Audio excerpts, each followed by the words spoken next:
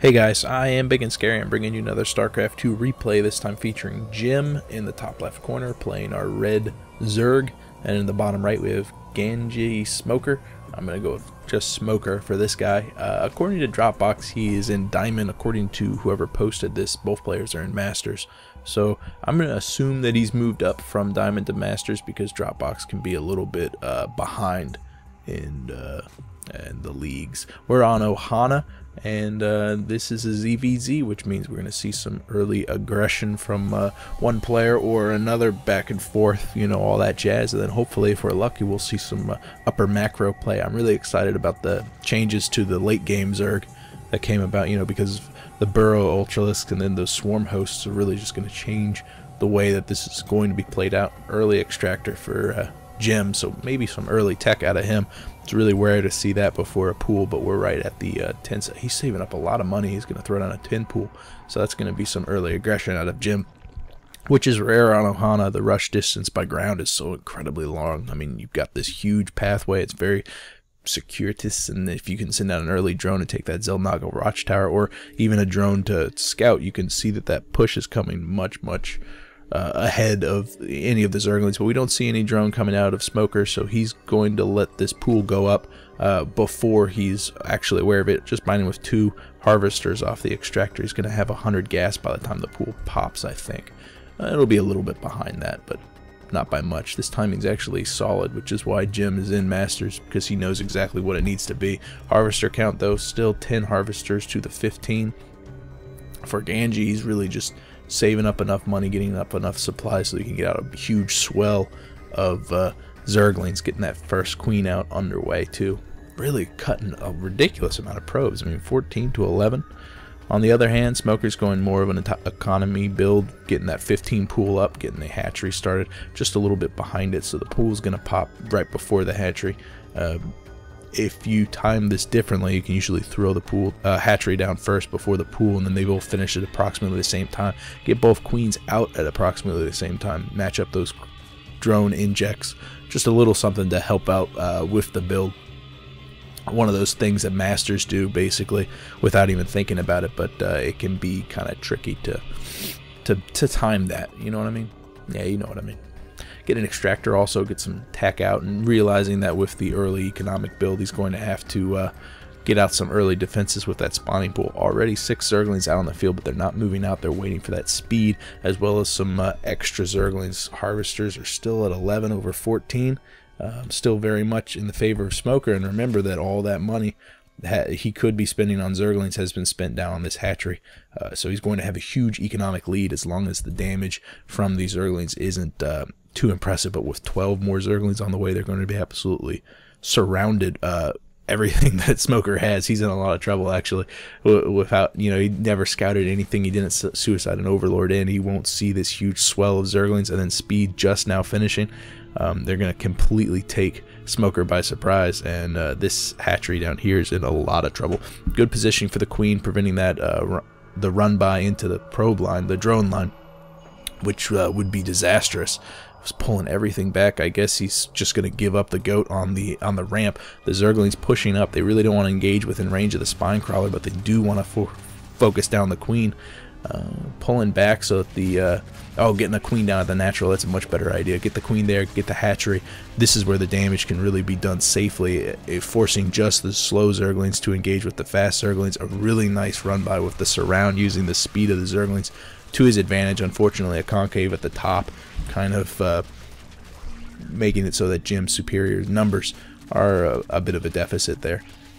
Pretty much neck and neck on the resources lost, but now that the Zerglings have cleaned up the Zerglings from Smoker, Jim can go to work on this hatchery, and if he loses this hatchery, basically everything that Smoker did to try to grab that early lead is for nothing. The harvester count is heavily in Jim's favor now because he's just mainlined drones off of this aggression. 21 over 13. A really good transition there. Oh, 65 health, but with a single Zergling, he's not going to have enough. 2 more Zerglings coming down. Will the speed of the Zerglings be enough to take down that hatchery? 1436.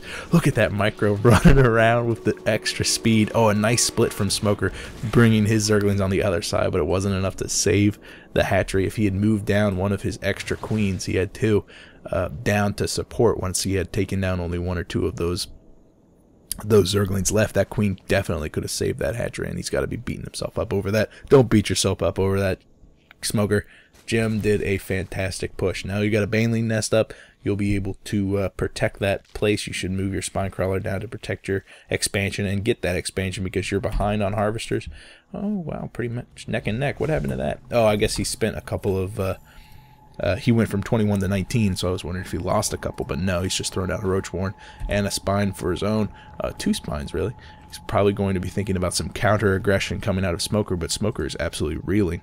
I don't think he's going to be able to put out any actual aggression, and if he does, the 9 roaches coming from Jim is going to be enough to deal with that. Really what's going to be interesting is who can get down an expansion and hold it first. Smoker is going to be building his shortly, and Jim really is just mainlining roaches right now with 11 on the way. He'll be able to deal with this small bundle of Banelings and Zerglings, especially if he positions them on the ramp. With 11 of them, they'll be able to hold that ramp completely, making it so that the Banelings kind of dud on the roaches rather than down on the very delicate drones. Seeing that the roaches are out on the field, or at least seeing the Roach Warren, Smoker decides to cancel the Banelings and pull back. Probably a good idea. Those Banelings were not going to be very cost effective, but with slow roaches waddling along the field, it's got to be very careful, because if those roaches get surrounded, these Zerglings can be pretty cost effective. Smoker is just buying time. He really just wants to hold Jim back so he can get that expansion up. More importantly, finish building the spines, which he's building up on the top of the ramp. Surrounding 1 or 2 of the roaches really shows you how cost effective those Zerglings can be once they get a surround, and how much Ohana kind of favors that ambush style play. Lots of places to hide your army, especially if you have overlords overhead scouting where that push is coming from. Got to be careful with these roaches, though. They've been kind of... He's bought enough time. He's got spines up on the way. They're about to pop off. These roaches won't be able to push in past the Zerglings before cleaning them down, and then those spines do extra damage against armor, which is fantastic. Look at the mini-map. Jim has not built an expansion. Smoker is already mining from that expansion. He's working on that saturation, only 1 or 2. Behind by 4 harvesters, but all this money, once these roaches are cleaned up, he's still got plenty of Zerglings on the field. He's got a really nice static defense set up. He'll be able to saturate this natural with relative ease. He's got three drones on the way, probably more en route. Finally, Jim getting an expansion of his own, but it's on the back foot of a failed aggression.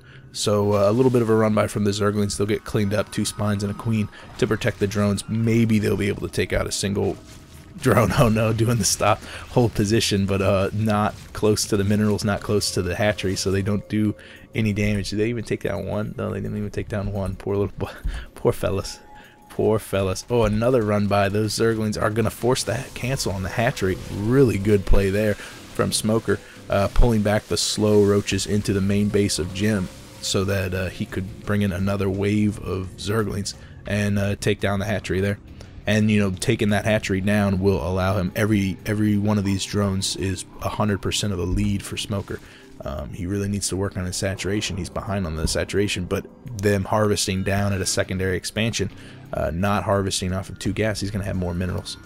Jim, though, is going to have more tech. He's got a lair coming out. He's got that Roach Warren already down. I don't think a Roach Warren's down. There is a Roach Warren for Smoker.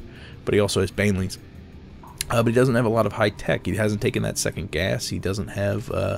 he's not going to have the lead in the tech advantage, so he's going to have to take a lead in the economy. Going to have to get caught up on a harvester count, because I don't think he's going to be able to stop Jim from getting the expansion at his natural. Destructible debris are going to go down on the left side of Smoker's base. That's fine. He probably wants that to go down eventually so he can take a third relatively safely, and repositioning the spine crawler with plenty of roaches up on the top ground. Jim's going to have to be careful not to lose these roaches. If he pushes up to the top of the ramp, he'll take damage from 2 spines, and that could be pretty bad. Spire also on the way for Jim, so he's finding a use for that excess gas. He's got 300 saved up right now. Rocks have gone down. Jim's moving up to the top of the ramp, sees the spine, decides to move back. Unfortunately, the number of roaches for Ganji is 10 to 14, and some of those roaches are actually back at the home base for Jim, so they're going to go down. Concentrated fire from Smoker, another massive loss for Jim. He's behind by just 400. Really shows you how back and forth this entire game has been. It's really good. Jim working on the saturation at his natural, still a little bit behind the saturation for Smoker, but the harvester count is still slightly in the favor of Jim, and that can be reflected in the gas. He's mining off of 2 extractors, but just one for Smoker. The wave of roaches is going to be supported by a wave of zerglings as they push at the natural. Only 2 spines, which are just now burrowing. Plenty of roaches, though, to defend. Zerglings getting in there, doing plenty of damage. No upgrades for either player, I believe. Zerglings getting targeted down pretty quickly. Roaches going down, being pretty cost-effective overall. But he didn't get in there to do any damage to the infrastructure, just succeeded in taking down that one spine. And now the roaches who've been weakened, I mean, look at the health bar, they're pretty weak, have to get pushed back by, even though Jim had, you know, pretty much neck and neck number of roaches, 12-9. But these 4 were back at home, so it was pretty much neck and neck whenever Jim was pushing out. Still had to pull back though, because his roaches are taking massive damage from those spines. Anyhow, 2 extractors coming down at the natural, just getting that second one for Smoker just now. But that gas is going to come in very, very handy for Jim, because he's got that spire up. He's working on the +1 attack. He's getting 2 Mutalisks out right now. Smoker's going to have to be thinking about some form of anti-air. He hasn't suicided in an Overlord yet, but he did move his Overlord into the right side of the expansion. Seeing that there's 2 gas there, he might suspect that there's some sort of gas-heavy play. Probably Infestors is what I would think, just because of the natural tech progression.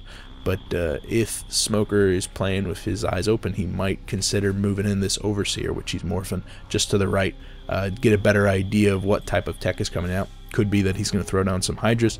He's got that layer down. It could even be some higher tech, maybe a Spire of his own, as he grabs those other 2 extractors. Pretty much neck and neck on the gas income. Smoker is just mainlined Harvesters out. Look at that, 47 over 27. Gas is completely caught up. Huge benefit in his mineral income, because Jim hasn't saturated his natural at all. A lot of roaches still on the field. The Overseer is being suicided in. Will he catch those Mutalisks just off to the side? Double Evo chamber being built, so if push comes to shove, he can throw down the spores. But no, there goes the Hydralisk Den. A fantastic read from Smoker, realizing that, you know, this airplay could be coming, or maybe he just barely caught the Mutalisks off in the distance. They are going to expose themselves now by, you know, taking down the Overseer. But at this point, the Hydralisk Den is only about 10 seconds away from being finished. So when these Mutalisks get there, they'll probably get a couple shots off at the natural, but not going to be the most. They're not going to take Smoker by surprise, is what I'm trying to say. 2 spires also being built, 7 spires total being built. But 2 down at the natural, a 3rd behind the mineral line. These Mutalisks are going to have a very hard time making their way into the base, taking a lot of damage, doing a lot of damage, taking down one of the queens, but not being able to engage those drones with impunity. The Overlords are being drawn back, but a couple of them are rather exposed. The Hydralisk Den is done, 4 Hydras on the way, but right now these Mutalisks have absolutely just free reign of the battlefield. But they're not doing quite a lot of damage, because where they want to do damage is the drone line. And unfortunately, the huge number of spores, I mean, we saw 7 of them being built, really is cramping Jim's style. Hydra's getting a really good engagement on the Mutalisks, even though they all get cleaned up. Hydras do massively more damage to Mutalisks than Mutalisks do to Hydras. They're very cost effective, and Mutalisks are very expensive. We can see only 4 of them are left. Each one of those is 100 gas, 100 minerals. It's a lot of money. Resources lost is just neck and neck. I keep thinking of every engagement. I'm going to be like, oh no, this one is the one.